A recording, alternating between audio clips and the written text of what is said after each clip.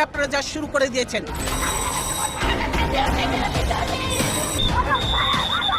পুলিশের বিরুদ্ধে অভিযোগের শেষ নেই। নানা অপকর্মে প্রায় বেপরোয়া হয়ে উঠেছিল পুলিশ বাহিনী।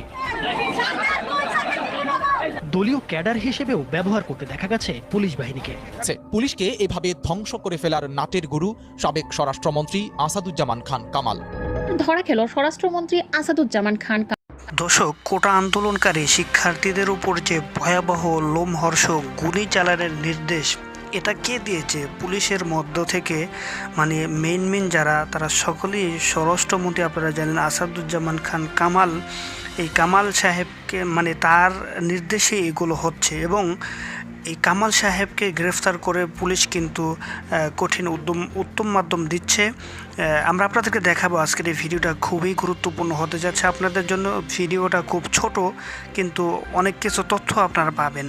আপনারা জানেন ইতিমধ্যে অনেক প্রতিবেদন বেরিয়ে আসলো যে বেনজির সহ আরও বড় বড় দুর্নীতিবাজ, এগুলো সব এই স্বরাষ্ট্রমন্ত্রীর হাতে তার হাত ধরেই তারা এরকম অপকর্মগুলো করেছে এবং এই সুযোগগুলো স্বরাষ্ট্রমন্ত্রী নিজেই দিয়েছে। এবং কোন ভিত্তির উপরে? শুধুমাত্র একটা কথার উপর, যে কোনোই হোক তোমরা যা কিছু করো না করো, শেখ হাসিনাকে, আওয়ামী লীগকে তোমরা ক্ষমতায় রাখবা।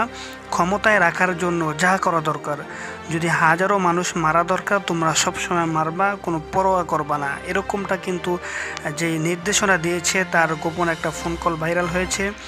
শুধু তাই নয়, যে সমস্ত পুলিশদেরকে এই স্বরাষ্ট্রমন্ত্রী নির্দেশনা দিয়েছে, সেই পুলিশ সদস্যরাই তাকে এখন হেনস্থা করতেছে, তাকে গ্রেফতার করে বলতেছে এই যে এত মানুষগুলো নিহত হয়েছে, বুলেটের আঘাতে তারা হাসপাতালে কাতরাচ্ছে, অনেকে মারা গেছে, এগুলোর দায়ভার কে দিবে? অবশ্যই আপনি, যেহেতু আমাদেরকে অনুমতি দিয়েছেন, এর দায়ভার আপনাকে নিতে হবে। জাতির কাছে আপনার ক্ষমা চাইতে হবে।